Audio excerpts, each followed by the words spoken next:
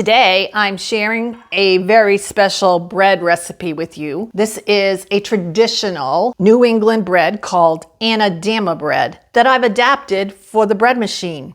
It makes it so easy to make this bread, and you're going to love it. It's a traditional bread that is hearty, perfect for sandwiches or toast, and is going to become your new favorite. I'm starting by measuring out my bread flour, and I'm using my kitchen scale because I'm being careful that my bread flour weighs 120 grams per cup. So I'm going to use 3 cups of flour altogether. I'm going to want 360 grams of flour. My cups of flour are measuring at 113 grams.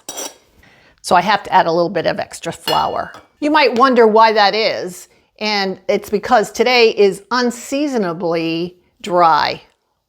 We're usually very humid, and it's not today. It's very, very dry, and that's reflected in the flour. So it's a good idea for you to weigh your flour so that you get the right consistency in your bread. Anadama bread gets its unique flavor from the addition of cornmeal, a half a cup of cornmeal,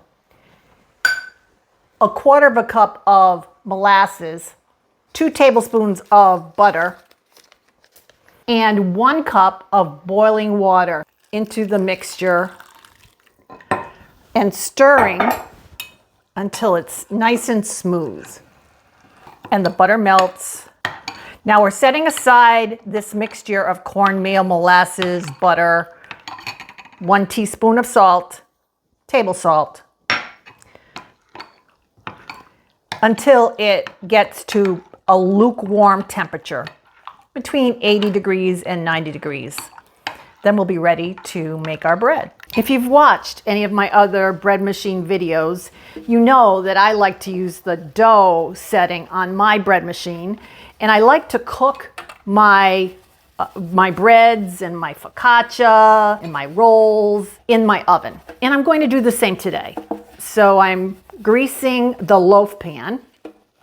This is an 8.5 by 4-inch loaf pan. We're making 1 loaf of Anadama bread. This was a bread that my Nana used to make all the time. It brings back such loving memories of my grandmother. I'm sure that you also have recipes that bring back fond memories of your loved ones. But I'm going to set this aside while we make the bread. With the cornmeal mixture at lukewarm, we're ready to get the bread going. So I'm going to just pour the liquid into the bowl of my bread machine. Add the flour, 3 cups, and 2 teaspoons of bread machine or rapid yeast. Close the lid, and I'm going to choose the dough cycle, number 8 on my machine.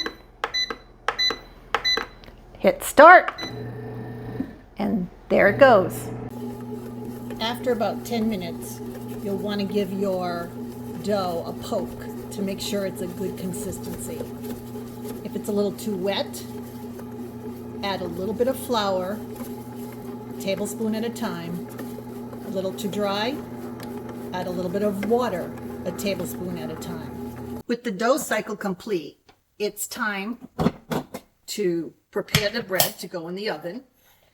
I'm removing the dough that has risen beautifully, deflating it. It'll be a soft dough.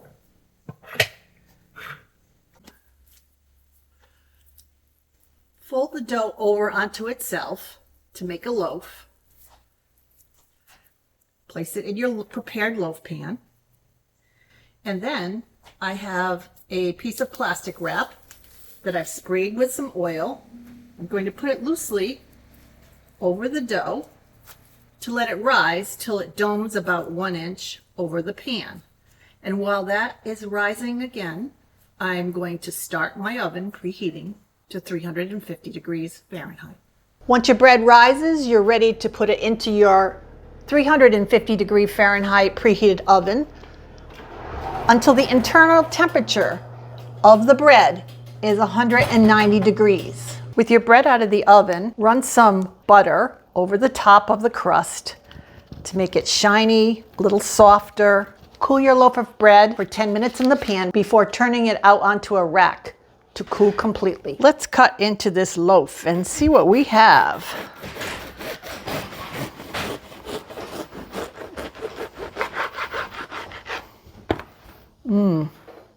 Very nice, beautiful texture.